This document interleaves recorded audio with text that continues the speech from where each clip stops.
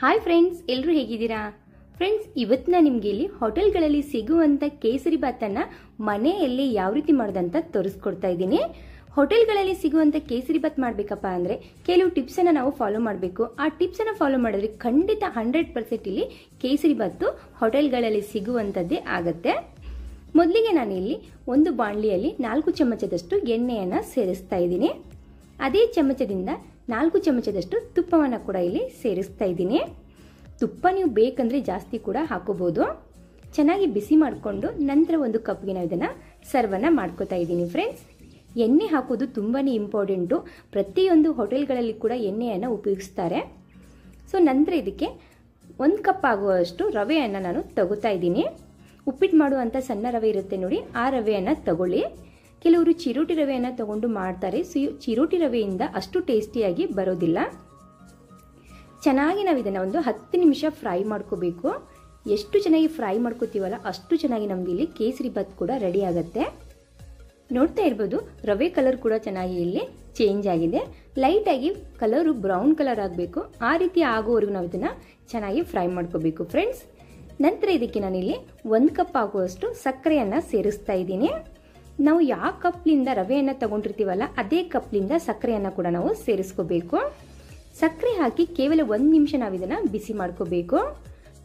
Friends, ಬರುವಂತ ವರಮಹಾಲಕ್ಷ್ಮಿ ಹಬ್ಬಕ್ಕಾಗಲಿ ಬೇರೆ ಯಾವುದೇ ಹಬ್ಬಕ್ಕಾಗಲಿ ನೀವು ಈ ಕೇಸರಿ ಬಾತನ್ನ ಒಂದ್ಸತಿ ಮಾಡಿ ನೋಡಿ. ಖಂಡಿತ ನಿಮಗೆ ನಂಬೋಕ್ಕಾಗೋದಿಲ್ಲ, ಫಸ್ಟ್ ಟೈಮ್ ಮಾಡಿದಾಗ ಅಷ್ಟು ಚೆನ್ನಾಗಿ ಟೇಸ್ಟಿಯಾಗಿ ಬರುತ್ತೆ.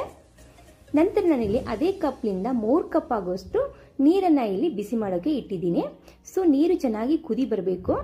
ಅಲ್ಲಿವರೆಗೂ ನಾವು ಸಕ್ಕರೆಯನ್ನ ಚೆನ್ನಾಗಿ ಮಿಕ್ಸ್ ಮಾಡ್ಕೋಬೇಕು. ಫ್ರೆಂಡ್ಸ್, ನಾನಿಲ್ಲಿ 1 ನಿಮಿಷದಲ್ಲಿ ನೀರು ಕೂಡ ಕುಕ್ ಆಯಿತು, ಸಕ್ಕರೆ ಕೂಡ ಚೆನ್ನಾಗಿ ಮಿಕ್ಸ್ ಆಗಿದೆ. ಈಗ ಬಿಸಿ ಬಿಸಿ ನೀರನ್ನೇ ನಾನಿಲ್ಲಿ ಸೇರಿಸ್ತಾ ಇದ್ದೀನಿ. ಯಾವುದೇ ಕಾರಣಕ್ಕೂ ನಾವು ತಣ್ಣೀರನ್ನ ಸೇರಿಸಬಾರ್ದು, ಬಿಸಿ ನೀರನ್ನೇ ಸೇರಿಸಬೇಕು. ತಣ್ಣೀರು ಸೇರಿಸೋದ್ರಿಂದ ಗಂಟಾಗ್ಬಿಡುತ್ತೆ, ಅದಕ್ಕೋಸ್ಕರ. ಈಗ ನಾನಿಲ್ಲಿ ಫುಡ್ ಕಲರ್ ಅನ್ನ ಸೇರಿಸ್ತಾ ಇದ್ದೀನಿ. ನಿಮಗೆ ಫುಡ್ ಕಲರ್ ಬೇಕಂದ್ರೆ ಸೇರಿಸ್ಕೊಳ್ಳಿ, ಬೇಡಪ್ಪ ಅಂದ್ರೆ ಸ್ಕಿಪ್ ಮಾಡ್ಕೋಬಹುದು.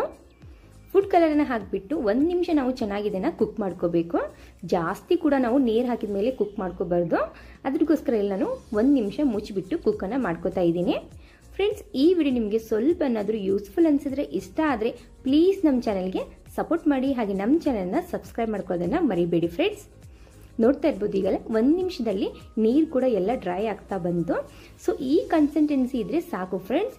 ಚೆನ್ನಾಗಿ ನಮ್ದಿಲ್ಲಿ ಕೇಸರಿ ಬಾತು ಸಾಫ್ಟ್ ಆಗೇ ಇರುತ್ತೆ. ಈಗ ನಾನಿಲ್ಲಿ ಗ್ಯಾಸನ್ನು ಪೂರ್ತಿ ಲೋ ಫ್ಲೇಮಲ್ಲಿ ಇಟ್ಬಿಟ್ಟು ಸೈಡ್ಗೆ ಒಂದು ಒಗ್ಗರಣೆಯನ್ನು ತಗೋತಾ ಇದ್ದೀನಿ. ಸೊ ಡ್ರೈ ಫ್ರೂಟ್ಸ್ ನಿಮಗೆ ಯಾವುದು ಇಷ್ಟನೋ ಆ ಡ್ರೈ ಫ್ರೂಟ್ಸನ್ನು ನೀವು ಸೇರಿಸ್ಕೋಬೋದು. ಮೊದಲೇ ತೆಗೆದಿಟ್ಟಿರುವಂಥ ಎಣ್ಣೆ ಮತ್ತು ತುಪ್ಪದ ಮಿಶ್ರಣವನ್ನು ನಾನಿಲ್ಲಿ ಸೇರಿಸಿದ್ದೀನಿ. ನಂತರ ನಾನಿಲ್ಲಿ ಡ್ರೈ ಫ್ರೂಟ್ಸನ್ನು ಸೇರಿಸ್ತಾ ಇದ್ದೀನಿ. ಇದನ್ನ ಚೆನ್ನಾಗಿ ಫ್ರೈ ಮಾಡಿಕೊಂಡು ನಾವು ಕೇಸರಿ ಬಾತಲ್ಲಿ ಸೇರಿಸ್ಕೋಬೇಕು. ಈ ರೀತಿ ಸೇರಿಸೋದ್ರಿಂದ ಕೇಸರಿ ಬಾತು ತಿನ್ನುವಾಗ ಬಾಯಲ್ಲಿ ತುಪ್ಪನೇ ತಿಂತಾ ಇದೀವಿ ಅನ್ನಬೇಕು, ಅಷ್ಟು ಸಾಫ್ಟ್ ಆಗಿರುತ್ತೆ, ಹಾಗೆ ಟೇಸ್ಟಿಯಾಗಿ ಬರುತ್ತೆ. ಸೊ ಈ ರೀತಿ ಮೇಲ್ಗಡೆ ಒಗ್ಗರಣೆ ಹಾಕಿ ನೋಡಿ, ತುಂಬ ಅಂದರೆ ತುಂಬ ಚೆನ್ನಾಗಿ ಬರುತ್ತೆ. ಹಾಗೆ ಎಣ್ಣೆ ಹಾಕೋದ್ರಿಂದ ಕೂಡ ತುಂಬಾನೇ ಶೈನಿಂಗ್ ಕೂಡ ಬರುತ್ತೆ. ಫ್ರೆಂಡ್ಸ್, ನಾನಿಲ್ಲಿ ಪೈನಾಪಲ್ ಎಸೆನ್ಸ್ ಅನ್ನ ಸೇರಿಸ್ತಾ ಇದ್ದೀನಿ. ಕೇವಲ 2 ಡ್ರಾಪ್ಸ್ ಅನ್ನು ನಾವು ಸೇರಿಸಬೇಕು. ನೀವು ಇದರಲ್ಲಿ ತುಂಬ ಫ್ಲೇವರ್ ಸಿಗುತ್ತೆ, ಬನಾನಾ ಹಾಗೆ ಮ್ಯಾಂಗೋ, ಪ್ರತಿಯೊಂದು ಫ್ಲೇವರ್ ಕೂಡ ಸಿಗುತ್ತೆ. ನಿಮ್ಗೆ ಯಾವ್ದು ಇಷ್ಟನೋ ಅದನ್ನು ನೀವು ಸೇರಿಸ್ಕೋಬಹುದು. ಆದಷ್ಟು ಹೋಟೆಲ್ಗಳಲ್ಲೆಲ್ಲ ಪೈನಾಪಲ್ದೇ ಫ್ಲೇವರ್ ಹಾಕಿರ್ತಾರೆ. ಸೊ ಹಾಗಾಗಿ ನಾನು ಕೂಡ ಇಲ್ಲಿ ಪೈನಾಪಲ್ ಫ್ಲೇವರನ್ನು ಹಾಕಿ ನಿಮಗೆ ತೋರಿಸ್ತಾ ಇದ್ದೀನಿ. ಚೆನ್ನಾಗಿ ಮಿಕ್ಸ್ ಮಾಡ್ಕೊಂಡ್ಬಿಟ್ಟು ನೀವು ಸರ್ವನ್ನ ಮಾಡ್ಬೋದು.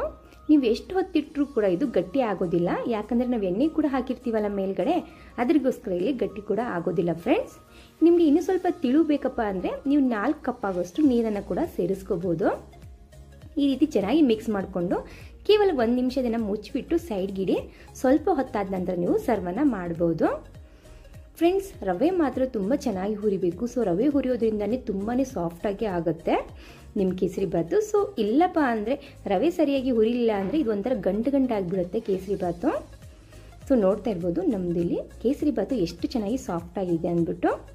ಫ್ರೆಂಡ್ಸ್, ಈ ವಿಡಿಯೋ ನಿಮಗೆ ಇಷ್ಟ ಆಯ್ತು ಅನ್ಕೋತೀನಿ. ಈ ವಿಡಿಯೋ ಇಷ್ಟ ಆದರೆ ಪ್ಲೀಸ್ ಇನ್ನೊಬ್ರಿಗೆ ಕೂಡ ಶೇರ್ ಮಾಡಿ. ಹಾಗೆ ನಮ್ಮ ಚಾನೆಲ್ಗೆ ಸಪೋರ್ಟ್ ಮಾಡೋದನ್ನು ಮರಿಬೇಡಿ. ಫ್ರೆಂಡ್ಸ್, ಈ ವಿಡಿಯೋ ನೋಡೋದಕ್ಕೆ ಥ್ಯಾಂಕ್ ಯು ಸೋ ಮಚ್.